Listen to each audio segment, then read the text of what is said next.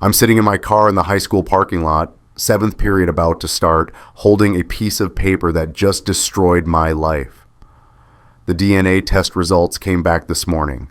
I picked them up from the lab at 6:30, sat in their parking lot for 20 minutes trying to decide whether to open the envelope, and finally tore it open like ripping off a bandage. 99.9% certainty. I was not Natalie's father. 18 years. 18 years of pancakes on Sunday mornings, school plays where she forgot her lines, father-daughter dances where she stepped on my feet, teaching her to ride a bike in the driveway while Jessica watched from the porch. 18 years of bedtime stories, homework help, college application essays, proud moments and scared moments, and every mundane Tuesday in between. Not 1 second of it was real. I've taught history for 15 years. Dates, names, documents, evidence of what actually happened. I thought I knew my own history. Turns out I'd been teaching a lie every Sunday morning at the breakfast table. If you've ever been in my shoes, finding out your entire life was built on a lie someone else told, you might understand why I didn't walk into that building that day. Why I just sat there, watching kids pour out of buses, watching my colleagues hurry across the parking lot with their coffee and their briefcases, watching the world continue like nothing had changed. Just hear me out, because this story doesn't go where you think it does. 2 weeks earlier, everything had seemed fine, normal. The kind of normal that makes you think you're doing okay as a parent, as a husband, as a man. It was a Sunday morning. Pancake morning like always, and Lucas was standing next to me at the stove, learning to flip them without splattering batter everywhere. "Low heat, bud," I said, guiding his hand. "You rush it, they burn on the outside and stay raw in the middle." "Like life," Lucas said, grinning. He was 15 and thought he was philosophical. "Exactly like life." Jessica was upstairs, getting ready for church. She was always getting ready for church on Sunday mornings, which meant she missed pancakes more often than not. Natalie used to join us, used to be the first one downstairs, stealing bites of batter from the bowl. But somewhere around sophomore year, she'd started sleeping in. "Too early, Dad," she'd say. "I'll grab something later." So it was usually just me and Lucas. I didn't mind. He was a good kid, quiet, thoughtful, spent most of his free time drawing in his sketchbook. Not the loud, athletic son people expected a history teacher to have, but he was mine, and I loved him for exactly who he was. That particular Sunday, though, Natalie came downstairs. She was waving a piece of paper, her face lit up like Christmas morning. "Dad! Dad! Look!" I turned from the stove. "What's up, sweetheart?" "Ohio State. Full academic scholarship. I got in." Lucas let out a whoop and pulled her into a hug. I set down the spatula and grabbed her, lifting her off her feet the way I used to when she was little. She was 18 now, technically an adult, but in that moment she was still my little girl. "I'm so proud of you," I said, my voice thick. "So proud." "There's one thing, though," she said, pulling back to look at the letter again. "I have to do this whole health screening thing. Genetic workup, family medical history, blood work, something about liability insurance for student athletes. I'm not even an athlete, but they require it for everyone on scholarship." "That's fine," I said. "We can set that up." "I need my birth certificate for the appointment." Something flickered across my mind. Nothing concrete, just a vague unease. "I'll ask your mom. She keeps all that stuff." Jessica came downstairs a few minutes later, dressed for church, her purse already on her shoulder. She was always in motion on Sunday mornings, always running 5 minutes late. "Mom, I need my birth certificate," Natalie said, showing her the letter. "Ohio State, full ride." Jessica's face did something strange. It was only for a second, a flash of panic quickly covered by a smile. But I saw it. I'd been married to her for 19 years. I knew her faces. "That's wonderful, honey," Jessica said, her voice too bright. I'll find it. You don't need to worry about it." "I can just grab it," Natalie said. "Where do you keep them? In the filing cabinet? No, I have them somewhere safe. I'll get it for you later this week. She kissed Natalie on the forehead, squeezed my arm, and hurried out the door. I'm late. Pastor Mark is expecting me to help set up for the service. The door closed. Lucas flipped a pancake. Natalie scrolled through her acceptance letter again, beaming. And I stood there trying to figure out why my wife had looked so scared. A week later, I took Natalie to the doctor for her health screening, routine stuff, blood pressure, reflexes, family medical history. The doctor drew blood, sent it off to the lab, and casually mentioned her blood type while reviewing the preliminary results. O negative, he said, typing on his computer. Universal donor. That's useful to know. I nodded, not thinking much of it. But later that night, I couldn't sleep. Something was bothering me, scratching at the back of my mind. I pulled out my phone and Googled blood types and inheritance. That's when I saw it. 2 A-positive parents cannot produce an O-negative child. Genetically impossible. Jessica was A-positive. I was A-positive. I donated blood a dozen times at school drives. I knew my type. Natalie was O-negative. I sat up in bed staring at my phone, my heart pounding. There had to be an explanation, a lab error, a mistake on one of our records, something, but the pieces were clicking together now. Jessica's panic when Natalie asked for the birth certificate, the way she'd always handled all the medical paperwork, all the records, all the documents, the way she'd always been too busy on Sunday mornings, the way Natalie looked nothing like me. I ordered a DNA test the next day, told myself I was being paranoid, told myself it would come back and prove I was wrong, and I'd feel like an idiot and everything would be fine. But here I was, sitting in my car with the results, and nothing was fine. I drove home. I didn't call ahead. I didn't warn her. I just walked through the front door at 10 in the morning on a Tuesday and found Jessica in the kitchen unloading the dishwasher. Andrew? She turned, surprised. What are you doing home? Are you sick? I put the paper on the counter between us. What's this? She asked. Read it. She picked it up. Her face went white. Her hands started shaking. Andrew, just tell me, I said. My voice was calmer than I felt. Tell me the truth. Is Natalie my daughter? The silence stretched out so long I thought I might scream. No, Jessica whispered. The floor seemed to tilt. I grabbed the counter to steady myself. How long have you known? Since before she was born. Since before... I couldn't finish the sentence. You've known the entire time? She nodded, tears streaming down her face. Who? I asked. Who's her father? Another long silence. Jessica, who? Pastor Mark. I actually laughed. It was a horrible, hollow sound.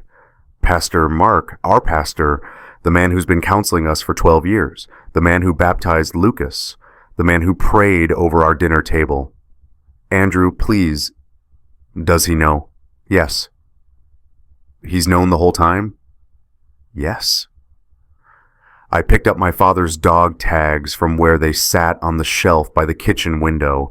I kept them there where I could see them every day, and held them so tight the metal edges cut into my palm. Get out, I said. Andrew, we can work through this. Get out of my house. Now, pack your things and go. This is my house too. I don't care, I was shouting now, something I almost never did. You lied to me for 18 years. You let me raise another man's child. You let him sit across from me at church every Sunday and smile and pray and pretend he wasn't... I couldn't even finish. Get out. She left. I don't know where she went. I didn't ask. Natalie came home first around 3:30. She saw the suitcases in the driveway, saw me sitting at the kitchen table with paperwork spread everywhere, the DNA test, her birth certificate that I'd finally found hidden in Jessica's closet, old photos I'd dug out trying to see what I'd missed. Dad, what's going on? I looked up at her, really looked at her. She had Pastor Mark's eyes, his jawline, his expressions. How had I never seen it? Sit down, sweetheart. There's something you need to know. I told her everything. I tried to be gentle. I tried to be fair. But there's no gentle way to tell your daughter that you're not her biological father, that her mother lied, that the pastor she'd grown up trusting was actually her father and had hidden it from everyone. She stared at me like I'd slapped her. You're lying, she said. I'm not. I have the DNA test right here. You're lying. You're just trying to hurt Mom because you're angry. Natalie, I know this is hard. You don't know anything. She grabbed the DNA test, crumpled it, threw it at me. I hate you. I hate you for doing this. She ran. Out the door, down the street. I started to follow, but Lucas appeared in the doorway, home from school, his backpack still on his shoulders. Dad, he said quietly. What's happening? I looked at my son, my actual son, the one who was mine by blood and by choice, and by every Sunday morning we'd ever spent together, and I tried to find words. Come inside, I said. We need to talk.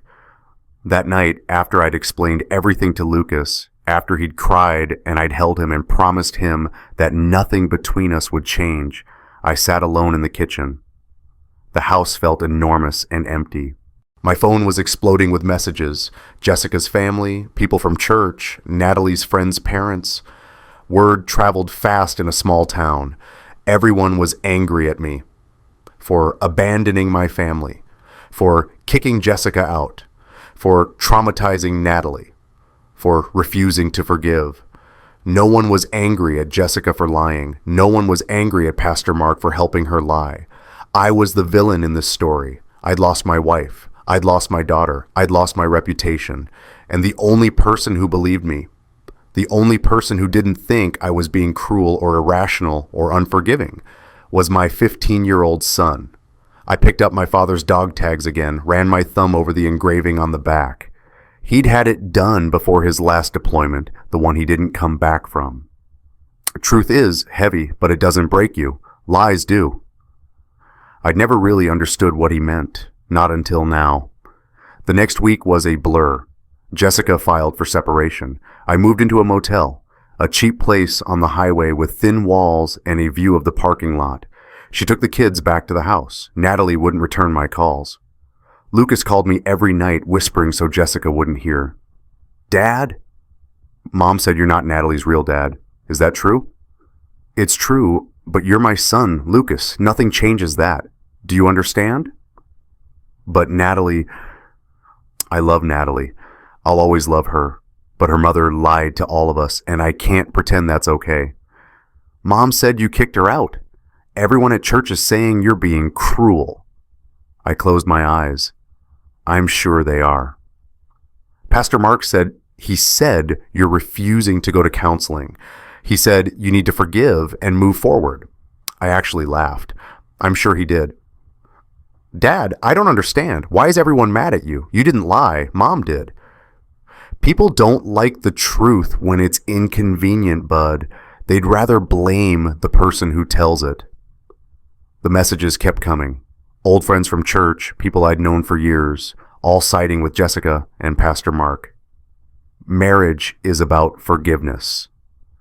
You're punishing Natalie for something that happened before she was born. Pastor Mark has done so much for this community, and you're trying to destroy him over a mistake from 20 years ago. A mistake? That's what they called it. A mistake. I deleted my social media. I stopped answering calls from numbers I didn't recognize. I went to work, taught my classes, came back to the motel, and tried not to think about how completely alone I was. But there was one person who didn't abandon me. Tom Brennan, retired history teacher, my dad's old army buddy, the closest thing I'd had to a father figure since mine died. He called me 3 days after Jessica left. You look like hell, he said when I opened the door to my motel room. I feel like hell. You gonna tell me what happened, or are you just here for the company? I told him everything, the DNA test, Jessica's confession, Pastor Mark's involvement, the community turning against me, Natalie's rage, the crushing weight of being the bad guy for telling the truth. Tom listened without interrupting. When I finished, he was quiet for a long time. "Your dad would be proud of you," he finally said. I stared at him. "For what? Destroying my family?" "For choosing truth. That's harder than choosing comfort." He leaned forward. "You remember what your dad used to say? Truth is heavy, but it doesn't break you. Lies do." He lived that every day of his life. Made him hard to be around sometimes. He never sugarcoated anything, never told people what they wanted to hear. But when everything went to hell, he was the only one you could trust. I pulled out the dog tags, held them up to the light. I've carried these for 22 years. I thought I understood what they meant. I didn't, not until now. "You understand now," Tom said, "and that's what matters." A few days later, I went back to the house while Jessica was at work. I needed to pack more of my things, grab some books, some clothes. The house felt like a museum of my old life. Family photos on the walls, Lucas's drawings on the fridge. Natalie's college acceptance letter still stuck to the bulletin board. I went upstairs to get clothes from my closet and noticed Jessica's closet door was slightly open. There was a lockbox on the top shelf, partially hidden under a pile of sweaters. I'd never paid attention to it before. Jessica handled all our important documents, all the paperwork, all the filing. I trusted her. I pulled it down. The lock was cheap, the kind you could open with a paperclip. Inside, I found an original birth certificate for Natalie, dated 7 months before our wedding. Not 6 months, like Jessica claimed, 7. An altered birth certificate filed 6 months after our wedding, listing me as the father. The dates were changed. The information was falsified. A stack of letters from Pastor Mark to Jessica, dating back years. We made the right choice. He'll be a good father to her. She'll never have to know. I'm proud of you for protecting our daughter. This is God's plan. A photograph, young Jessica and young Pastor Mark, clearly a couple, her hand on her belly. I sat on the bedroom floor, surrounded by evidence, and realized this wasn't just a lie. This was a conspiracy, premeditated, sustained, elaborate. They'd used me, both of them. Made me into a father for their convenience. Kept me in the dark so they could both have the lives they wanted, and never once considered what I deserved. The truth. I gathered everything, put it in my car, and drove straight to Grace Community Church. It was Sunday afternoon. Pastor Mark would be in his office doing paperwork, preparing for the evening service. I didn't knock. I walked right in. He looked up from his desk, startled. "Andrew, this isn't a good time." "You knew." I threw the letters on his desk. "You've known for 18 years. He glanced at the letters, then back at me. His face shifted from surprise to something colder, calculated. "Andrew, I understand you're hurting, but this anger isn't from God. Jessica and I have prayed about this." "Don't." My voice was shaking. "Don't you dare talk to me about God. You're a coward. You got her pregnant, abandoned her, let me raise your daughter, and then spent 12 years sitting across from me pretending to be my spiritual advisor." "I was young," he said, his voice calm, controlled. "I made a mistake, but I've devoted my life to serving God since then. Jessica and I agreed that you would be a better father to Natalie than I could be." "You didn't give me a choice." "We gave you a family," he said, "a wife, a daughter, a purpose. You should be grateful." I actually lunged at him, stopped myself at the last second, my hands shaking, every muscle in my body screaming. "I think you should leave," Pastor Mark said quietly. "You're clearly not in a place to have a rational conversation." I turned to go, stopped at the door. "Natalie deserves to know who you really are, and so does your wife." He stood up. "If you try to destroy my ministry, Andrew, you'll lose everything. This community loves me. They'll choose me over you. They already have." He was right, and we both knew it. I tried to see Natalie one more time that week. Went to the house, knocked on the door. Jessica answered, "She doesn't want to see you. She said, I need to talk to her. You've done enough damage. I told her the truth. You told her at the worst possible moment. You could have waited. Let her go to college first, but you had to be righteous about it, didn't you? She deserved to know. She deserved a father who didn't abandon her. Jessica snapped. I didn't abandon her. You lied to her for 18 years about who she is, where she came from, who her father is. That's abandonment, Jessica. You abandoned the truth. She slammed the door in my face.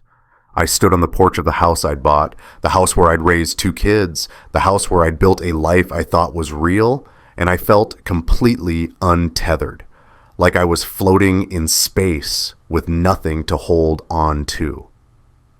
That night, back in my motel room, my phone rang. Lucas. Dad? His voice was barely a whisper. Hey, bud, you okay? I miss you. I miss you too. So much. When can I see you? Soon. Your mom and I are working out custody stuff. She says you're being unreasonable, that you won't even try to work things out. I closed my eyes. What do you think?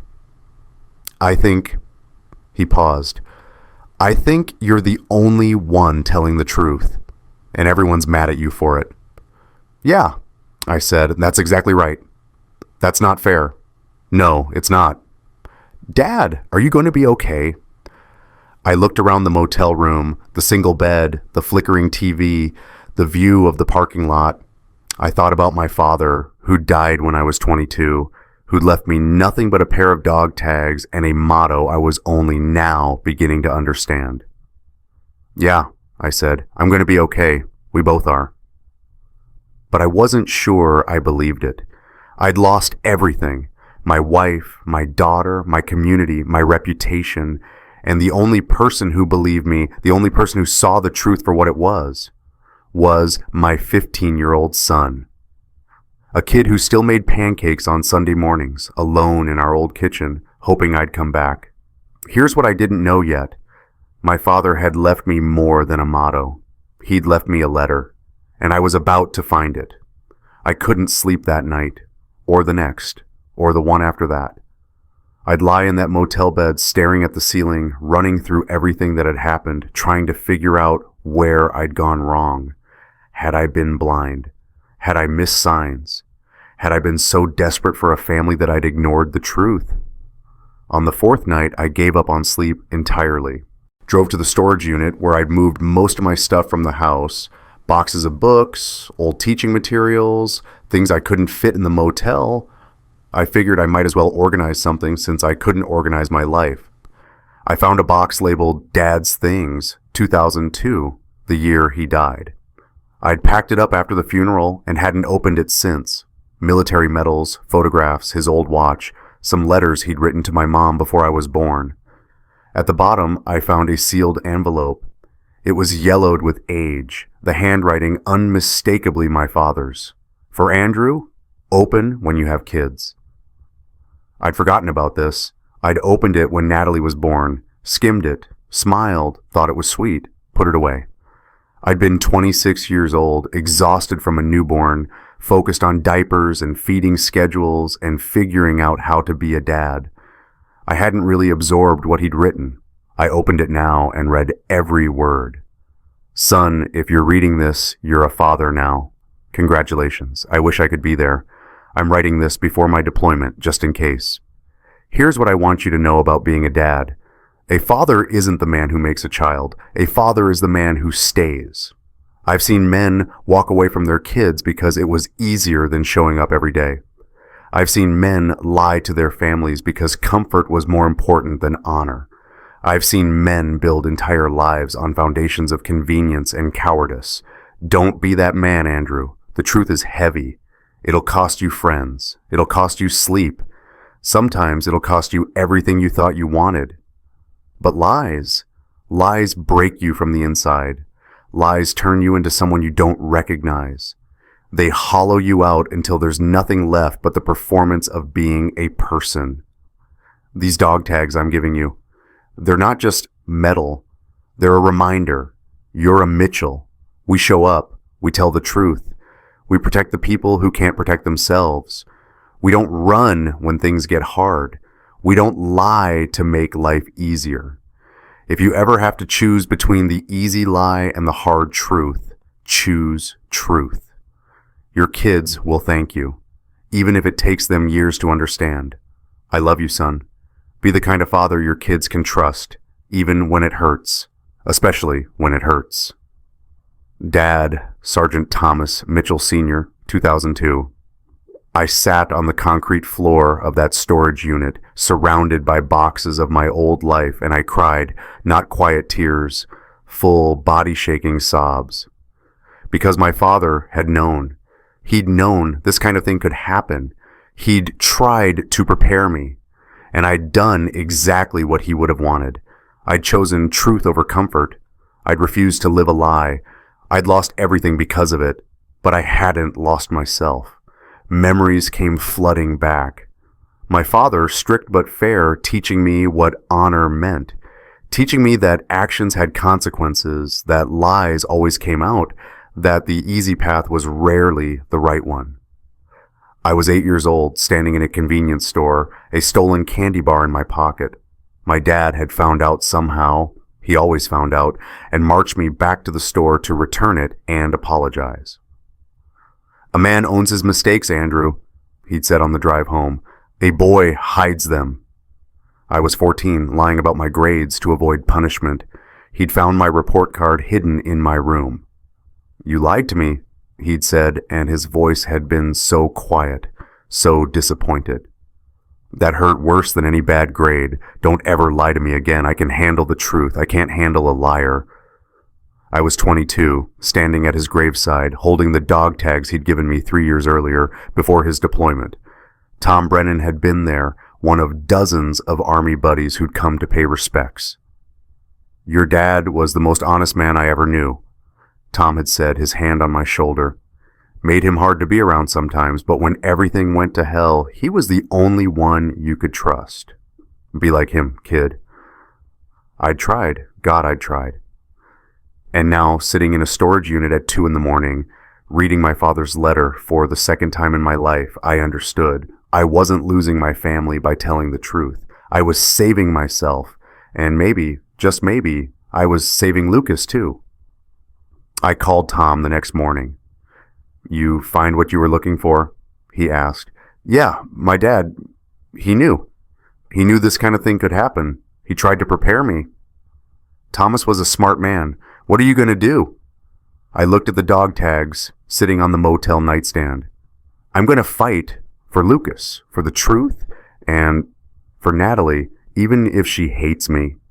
Good, Tom said. You'll need a lawyer. I can't afford... Don't worry about that yet. Let me make some calls.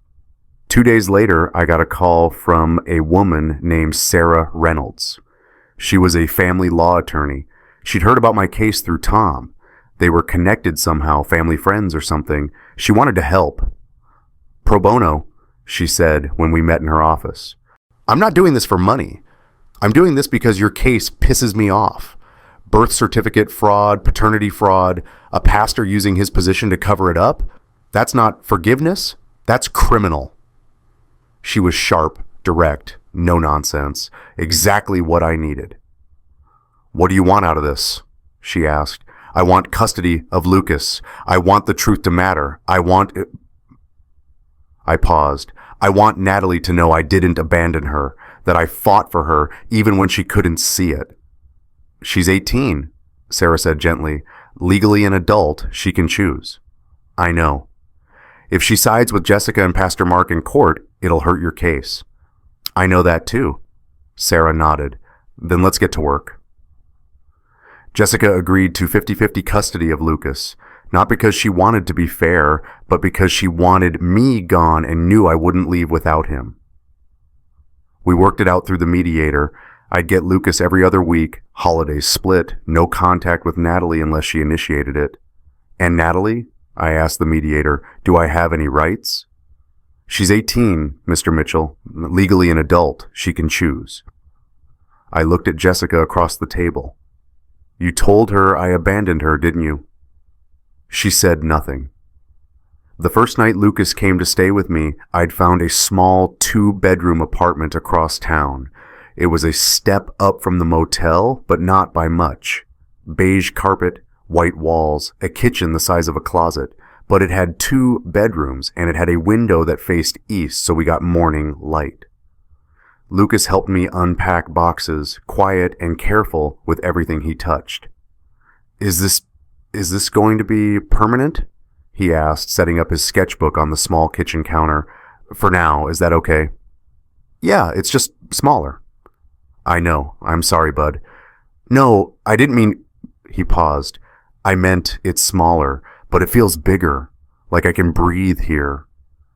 I stopped unpacking and looked at him, really looked at him. He'd been so quiet through all of this, so careful not to make things worse. I hadn't realized he'd been suffocating. You can always breathe here, I said. This is your home, okay? Okay. That first Sunday morning in the new apartment, I got up early and started making pancakes. Lucas appeared in the kitchen doorway, still in his pajamas, his hair sticking up. Can we do this every Sunday? He asked. Like before. Absolutely, every Sunday, no matter what. He pulled out his sketchbook while I cooked, flipping through pages. I glanced over and saw dozens of drawings. Sunday mornings, the kitchen in our old house, me and Lucas at the stove. Every single one was captioned, home. You drew all these? I asked, my voice thick. Yeah, I always felt like it was our thing, just us. I put down the spatula and pulled him into a hug. It is our thing, it always was. The following Sunday, Tom showed up with a bag of groceries and a grin. Heard you're making pancakes, he said. Figured I'd invite myself. You're always invited, I told him. We cooked together, me, Lucas, and Tom, crowded into that tiny kitchen. Tom told stories about my dad, about their time in the army, about the kind of man he'd been.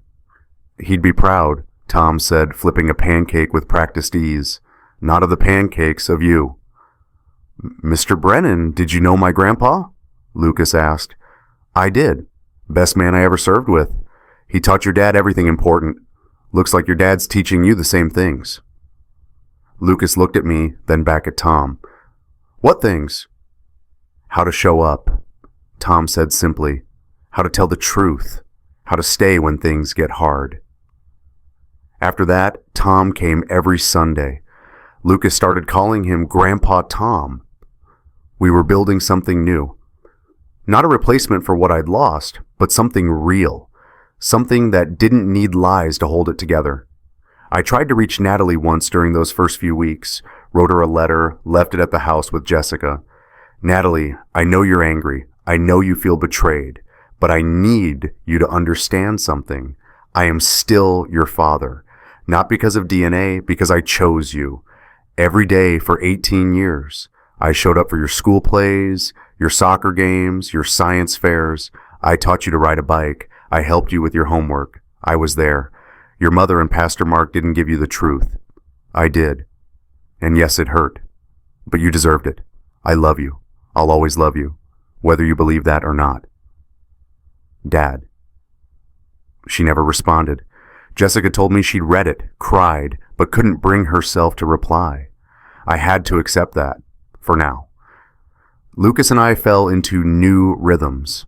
Friday movie nights, Saturday hikes, Sunday pancakes. He'd draw while I graded papers. I'd help him with homework while we ate dinner. We talked about everything. School, friends. What it meant that his sister wasn't biologically related to me, whether that changed anything. Do you still love her? Lucas asked one night, picking at leftover pancakes. Even though she's not, Yeah, I said. I do. Love doesn't just turn off because of DNA. I raised her. She's my daughter. I just wish she understood that. I think she does, Lucas said quietly. She's just scared. Scared of what? That if she chooses you, Mom and Pastor Mark will hate her, and if she chooses them, you'll stop loving her. I stared at my son, amazed at how perceptive he was. I could never stop loving her. You should tell her that. I did, in the letter. You should tell her again. We went to a baseball game. Tom taught Lucas to play chess. I helped him with an art project for school. We created new rituals, new traditions, new ways of being a family. One night before bed, Lucas stopped me in the hallway. "Dad, you're not going to leave, right?" I sat on his bed. "Never. I'm not going anywhere. You're my son. That's not negotiable." Even if the court says, stuff, or Mom makes it hard. Even then, we're Mitchells. We show up. Lucas smiled. Every Sunday. I took off the dog tags and set them on his nightstand. "Keep these for now. Reminder that we're in this together." He picked them up, ran his thumb over the engraving. "Truth is heavy, but it doesn't break you. Lies do." "That's right." "Dad, do you think Grandpa knew this would happen? Not exactly this, but something like it?" "I think he knew that telling the truth is always hard, and he wanted me to be ready." "Are you ready?" I looked at my son, 15 years old, wise beyond his years, the one person who'd never doubted me. "I'm getting there," I said. For the first time in months, I felt something that wasn't pain or anger or grief. I felt peace, not happiness, not yet, but peace, like I'd found solid ground again. But peace doesn't last, not when the people you're fighting have everything to lose. Sarah called me on a Tuesday afternoon, 3 months after Jessica had moved out. "I'm filing charges," she said. "Civil suit for paternity fraud, fraud on the court, emotional distress. I'm also petitioning for full custody of Lucas and asking the court to require Jessica to pay restitution." "Restitution? You raised a child for 18 years under false pretenses. That has financial and emotional costs. We're going to make them matter." The news spread through town like wildfire. Small communities are like that. Everyone knows everyone's business, and my business was juicy. A history teacher suing his ex-wife and their pastor for paternity fraud.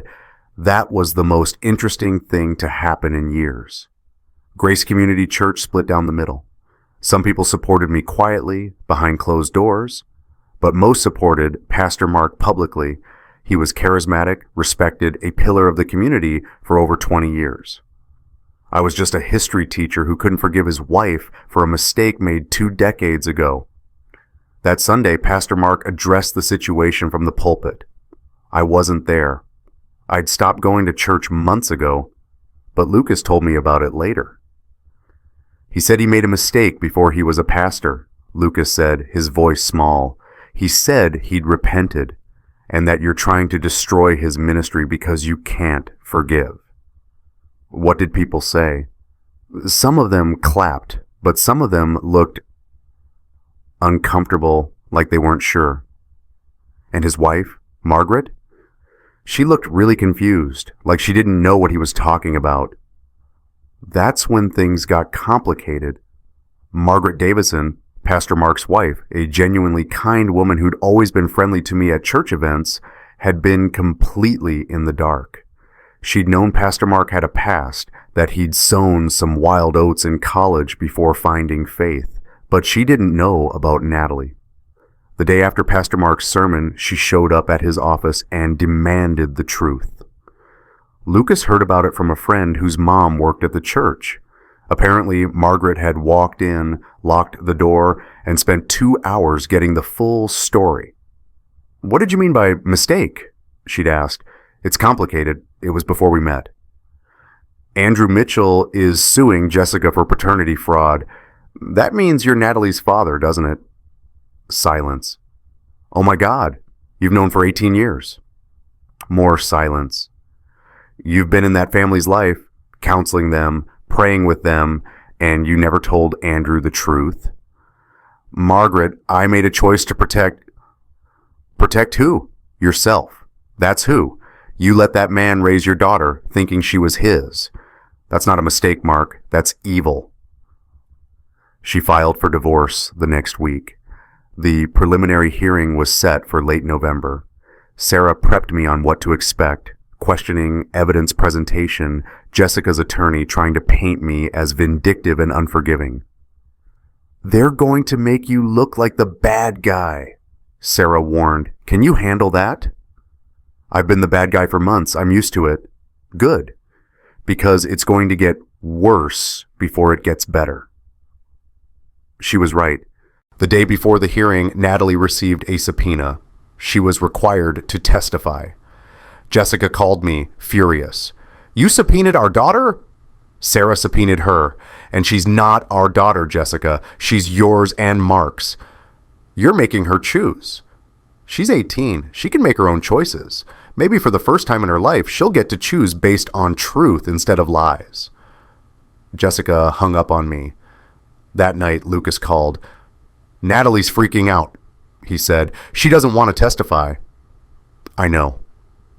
Is there any way to, I don't know, make this easier for her? No, I said gently. This is hard. It's supposed to be hard, but it's necessary. She's really angry at you, Dad. I know that too. But I think part of her knows you're right. She just doesn't want to admit it. Maybe, I said, or maybe she'll choose them, and I have to be okay with that. Are you okay with that? No, but I have to accept it. The courtroom was packed, church members, townspeople, a few reporters from the local paper. I sat at the plaintiff's table with Sarah, watching people file in. Jessica sat on the other side with her attorney, looking pale and scared. Pastor Mark was in the gallery, trying to look calm and confident. Margaret was there too, sitting on my side of the room. The judge, an older woman named Henderson, reviewed the evidence first. Birth certificates, letters, timeline, DNA test results. She asked pointed questions, her expression unreadable. Jessica's attorney tried to paint the situation as a young woman making a difficult choice in a difficult situation, arguing that Jessica had acted out of love to give Natalie a stable home. Sarah countered hard. Your Honor, Jessica Mitchell didn't make a difficult choice. She committed fraud. She falsified legal documents. She allowed Andrew Mitchell to raise a child for 18 years without his knowledge or consent. She defrauded him financially, emotionally, and legally.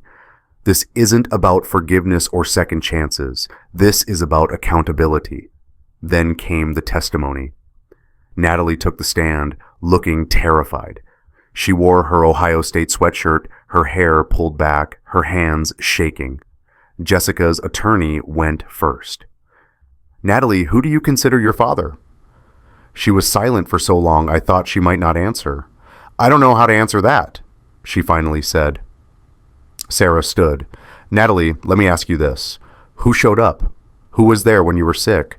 Who taught you to ride a bike? Who went to every school event? Natalie's eyes filled with tears. Andrew. Andrew did all of that. And Pastor Mark? Pastor Mark prayed for us at dinners, at church, but he wasn't my dad. Did you know Pastor Mark was your biological father before this year? No. Did your mother ever tell you? No. Did Andrew know? No. So who lied, Natalie? She looked at Jessica, then at Pastor Mark. My mom and Pastor Mark. Sarah pulled out a piece of paper. You wrote this essay for your Ohio State application. It's about the person who influenced you most. Can you read the opening paragraph? Natalie took the paper, her voice shaking as she read. The person who influenced me most isn't famous. He's a high school history teacher. He's also my dad. He taught me that history isn't just dates and battles. It's about people making choices. And he taught me that the hardest choices, the ones that cost you something, are the ones that define you. My dad chose to show up every day, every game, every recital, every Sunday morning. That consistency, that loyalty, that's what I want to carry into my future. The courtroom was silent. Who were you writing about, Natalie? Sarah asked gently. Andrew, Natalie whispered. My dad. I was crying. I couldn't help it. Sarah handed me a tissue, squeezed my shoulder. Pastor Mark testified next. Sarah eviscerated him. You knew Natalie was your biological daughter? Yes. For how long? Since before she was born. And you allowed Andrew Mitchell to raise her, believing she was his? I thought it was best. Best for who? For Natalie? Or for you? Silence. You were his pastor, his counselor. He trusted you with his marriage, his faith, his family, and you lied to him every single day for 12 years. Is that the leadership your congregation deserves? Pastor Mark's face turned red. I have served this community faithfully for over 20 years. You've served yourself. No further questions. Judge Henderson didn't deliberate long. Jessica Mitchell, I find you guilty of fraud on multiple counts. Falsifying a birth certificate, paternity fraud, and willful deception. I'm ordering financial restitution to Mr. Mitchell for child rearing costs, and I'm modifying custody arrangements. Lucas Mitchell will remain with his father full time, with supervised visitation for you. As for Natalie, she is an adult and can make her own choices. She turned to Pastor Mark. As for you, Pastor Davidson, I have no jurisdiction over your church. But if I were a member of your congregation, I'd be deeply troubled by your character. Dismissed. Outside the courthouse, the crowd was split. Some people glared at me. Others nodded in quiet support. Margaret approached, her eyes red from crying. I'm sorry, she said. I didn't know. It's not your fault. I'm filing for divorce. I can't be married to someone like that. I'm sorry you had to find out this way. No, she said firmly. I'm sorry it took this long. Thank you for telling the truth, even when it cost you everything. I was turning to leave when I heard a voice behind me. Dad? I turned. Natalie was standing there, still in her Ohio State sweatshirt, tears streaming down her face. Dad? She said again. Yeah? I'm sorry. I'm so sorry I didn't believe you. I crossed the distance between us and pulled her into a hug. She collapsed into it, sobbing. You don't have to apologize, I said. You were lied to. That's not your fault. I thought you were trying to hurt us, but you were just trying to tell the truth. Always. Can I come see you and Lucas sometime at the apartment? Anytime, every Sunday if you want. Sunday pancakes? I smiled through my own tears. Sunday pancakes. 6 months later, life looked different. Jessica had moved out of state, minimal contact, supervised visits with Lucas twice a year. Pastor Mark had resigned from Grace Community. The congregation had split, half leaving to start a new church, half staying and searching for new leadership. Margaret and her kids were rebuilding, attending a small church across town. And me? I was still teaching history, still grading papers, still living in the same small apartment. But on Sunday mornings, I wasn't alone. It was 8 a.m. when I started the coffee and pulled out the pancake mix. Lucas appeared from his room, hair messy, yawning. I think I'm getting better at these, he said, taking the spatula. You are. Your grandpa would be proud. Tom walked in from the living room. He'd started staying over on Saturday nights, claimed the couch was more comfortable than his bed at home. We all knew he just wanted to be here for Sunday mornings. Did someone say pancakes? Tom grinned. You boys starting without me? Never, Grandpa Tom, Lucas said. There was a knock on the door at 8:15. Lucas and I exchanged a look. I opened the door. Natalie stood there holding a backpack, wearing her Ohio State sweatshirt. Hey, she said quietly, is it okay if I join? Lucas whooped from the kitchen. Natalie! I stepped aside. It's always okay. Come in. We sat around the small kitchen table, the four of us, cramped but comfortable. Tom told terrible jokes. Lucas showed off his latest sketches. Natalie talked about her classes, her roommate, her plans for next semester. This is nice, she said, looking around. Really nice. You've been missed, kiddo, Tom said. I'm sorry it took me so long to come. I just needed to figure out who I was, without Mom telling me, without Pastor Mark telling me. And? I asked. Did you figure it out? Kind of. I know I'm Natalie Mitchell. I know I'm at Ohio State. And I know I want to have Sunday pancakes with you guys, if that's okay. More than okay, Lucas said. He pushed his sketchbook across the table. Want to see? She flipped through the pages, dozens of Sunday mornings, Andrew and Lucas at the stove, coffee mugs and sunlight. The last page showed an empty chair at the table, labeled Waiting for Natalie. Lucas, her voice broke. You were always part of this, he said, even when you weren't here. Later, after the pancakes were gone and the dishes were washed, Natalie picked up the dog tags from where they sat on the counter. Dad, I've been thinking about Grandpa's motto. Truth is heavy, but it doesn't break you. Lies do. Yeah? I'm sorry I chose the lie at first. I thought it was easier. You didn't choose the lie, Natalie. You were born into it, but you're choosing the truth now. That's what matters. She put the dog tags around her neck. Can I keep these?